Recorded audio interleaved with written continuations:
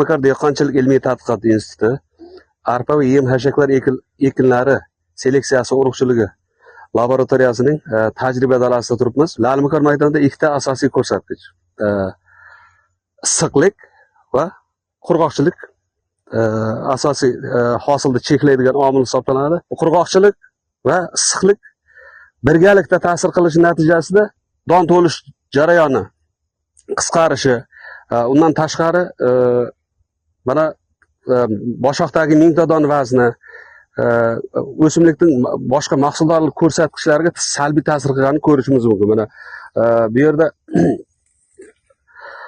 qurg'oqchilik va issiqlik ta'sirida o'simliklarda modda almashinuvi buziladi. Donda plastik moddalar to'planishi sekinlashadi yoki to'xtaydi. Buning natijasida mingta don vazni kamayib ketadi, don puch bo'lib qoladi va bundan tashqari mahsuldorlik ko'rsatkichlari kamayadi.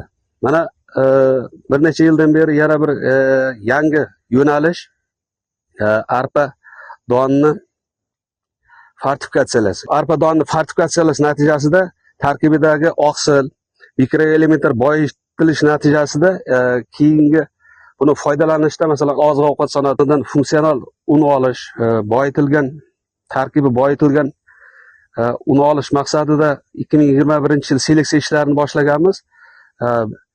Bu yerda boshlang'ich material sifatida tarkibida oqsil qariyb shu paytgacha ekib kelayotgan navlarimizdan 2 barobar ziyod. Mis, temir, rux, kalsiy mikroelementlari 20% dan 50% gacha yuqori bo'lgan namunalar tanlab olingan, seleksiya jarayonida o'rganilmoqda. Mana buni ko'rsatishimiz mumkin. Mana shu tizmamiz. Mana shu tizmamiz don tarkibidagi oqsil mikroelementlar ko'rsatkichi bo'yicha yuqori natijalar olingan. Bu o'rganib kelinmoqda. Keyingi seleksiya jarayonida ota-ona shakli sifatida duragaylashga jalb qilingan, bundan tizmalar olingan. Kelajakda barcha talablarga javob berib, sinovlardan muvaffaqiyatli o'tgandan keyin nav sifatida topshirish rejalarimiz bor.